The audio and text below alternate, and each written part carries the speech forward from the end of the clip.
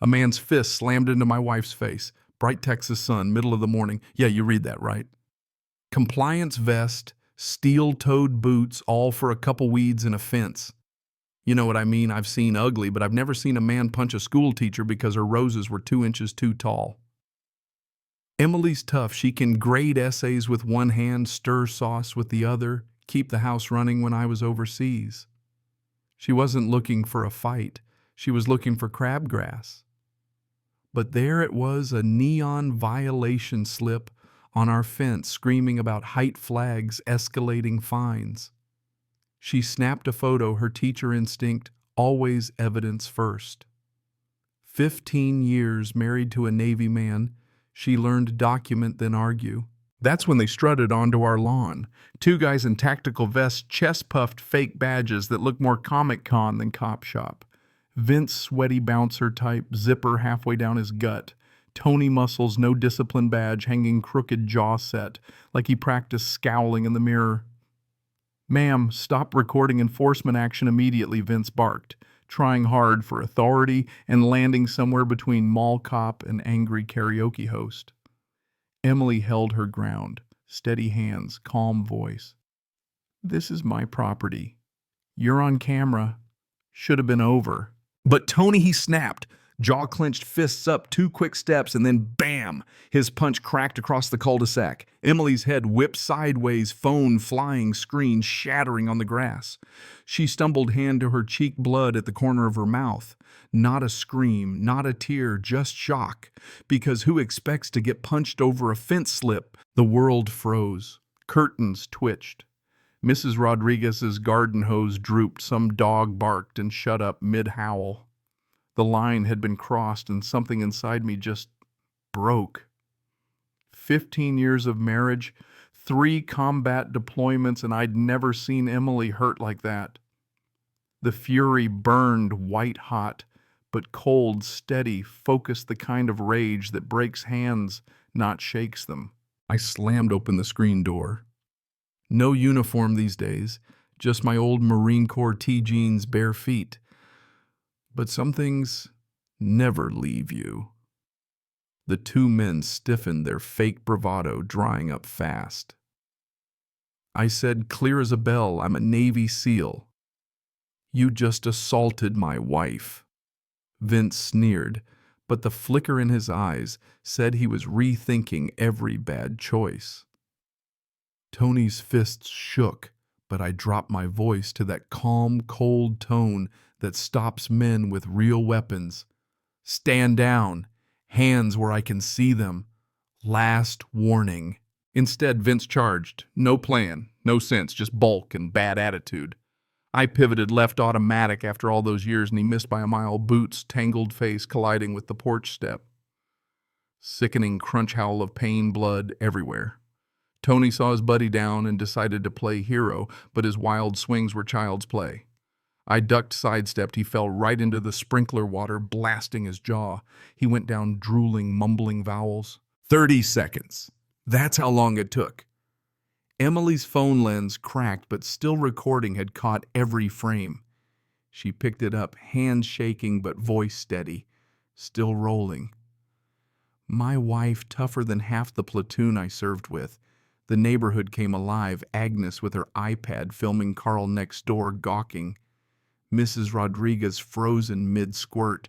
Vince clutched his nose, wailing about broken bones, his vest bursting to reveal a world's greatest dad shirt, the kind of irony that stings. Tony tried to threaten, "You're under arrest," but with a jaw hanging sideways, it sounded like a toddler with a mouthful of oatmeal. I didn't hit back. I just called 911. "This is Jack Harper, 2147 Magnolia Drive, need law enforcement and EMS. 2 men assaulted my wife. Both require medical." Because that's what adults do even when idiots play soldier on your lawn. Then I saw at Vince's phone in the grass, a message pulsing across the screen, "Boss lady, use force if needed. Jay." 2 minutes before Emily got punched. Emily caught it on camera, her swollen cheek trembling but her eyes razor sharp. Got it. Sirens in the distance, neighbors whispering, eyes wide.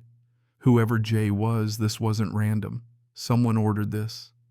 Someone thought a punch over a fence was strategy. Sirens cut through Magnolia Drive. The street was a battlefield.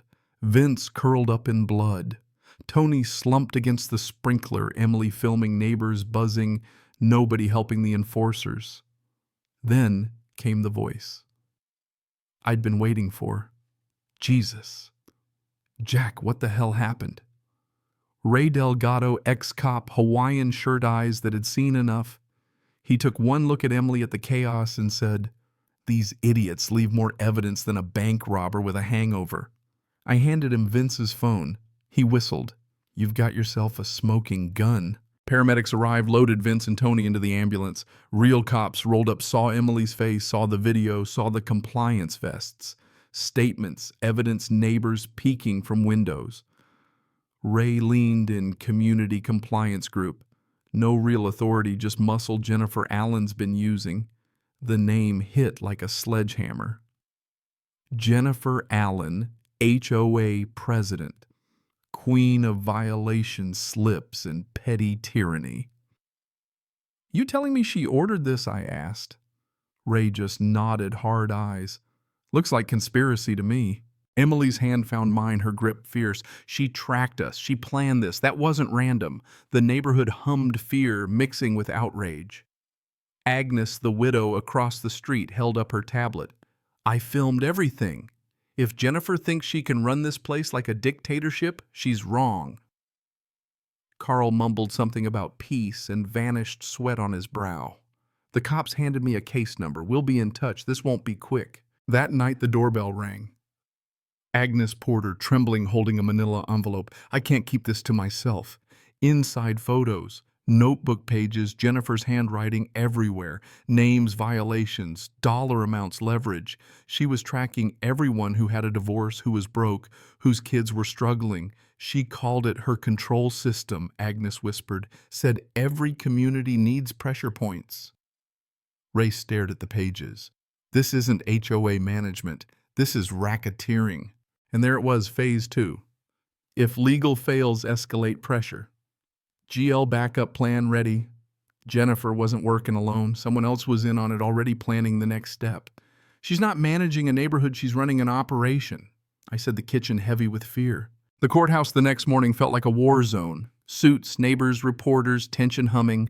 Emily in her red dress, more fighter than victim. Ray's binder thick with evidence, Agnes with her files. Jennifer Allen across the aisle, smirking like she already owned the verdict. Then Carl Mitchell, next-door neighbor, walked in right to Jennifer's table. Betrayal has a sound, and it's the sharp intake of breath when trust collapses. On the stand, Carl lied, said, "I threatened him." "Threatened his kids," said Jennifer, offered to erase his fines if he testified. His hands shook, sweat pouring. But Ray played the recording from the community meeting. Carl's own voice. "Jack's a good man. I support him." The room erupted. The judge zeroed in. "Were you lying then, or are you lying now?" Carl crumbled tears. "Apologies, I just couldn't lose my house." Jennifer promised. The crowd turned on Jennifer, not me. Ray put up the big evidence, Agnes's photos, Jennifer's black book, everything. The judge stared hard. "Mrs. Allen, this court now has reason to believe you engaged in intimidation and witness tampering."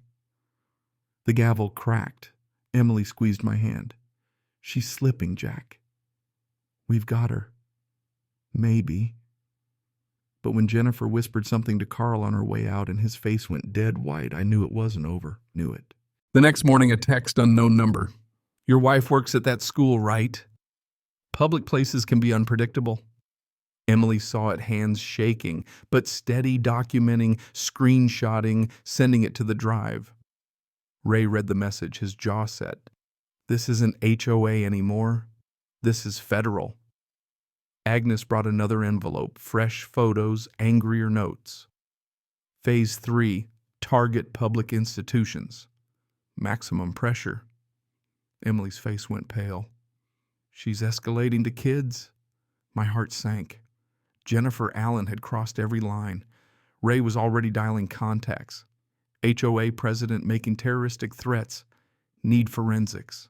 That night, another text, Phase 3 activated. School security is weaker than they think. Emily clutched my hand, eyes wide. The war wasn't on our lawn anymore, it was coming for her classroom.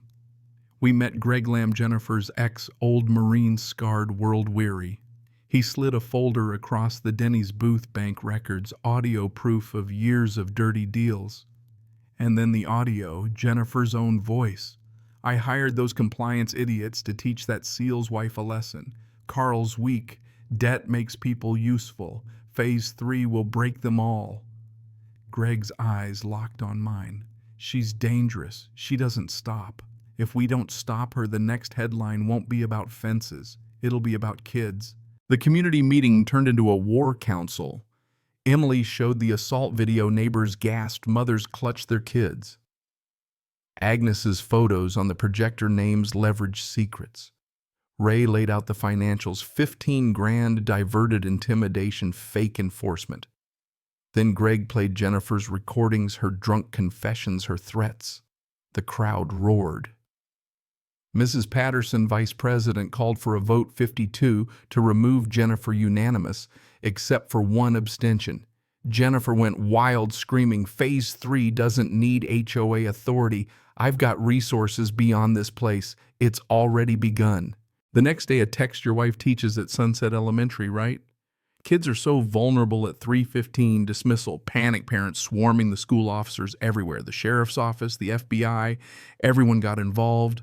Jennifer Allen, queen of Magnolia Drive, was finally called to account. Harassment, intimidation, terroristic threats, misuse of funds.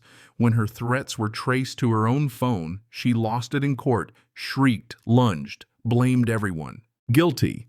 18 months probation, restitution, community service, a lifetime ban from HOAs. The neighbors cheered. Emily cried relief, not fear. Even Carl, broken by guilt, tried to make amends. Block parties returned. Kids played outside. Parents smiled again. Emily's bruise faded, but not her strength. The neighborhood was free, at least for now. But as I flipped burgers at the next cookout, I watched moving trucks roll up to Jennifer's old house. Security cameras, satellite dishes, padlocked crates, new neighbors, stone-faced eyes hidden. Emily stood next to me, her voice low. Jack, what if Phase 3 didn't end with Jennifer? And as the red recording lights blinked on across the porch, I realized some wars never end. They just change uniforms. So let me ask you, when does justice really win? And how far should a community go to defend itself? Drop your thoughts below. If you've ever stared down power with nothing but your own courage, I want to hear your story. Because sometimes the only thing standing between a bully and your family is you.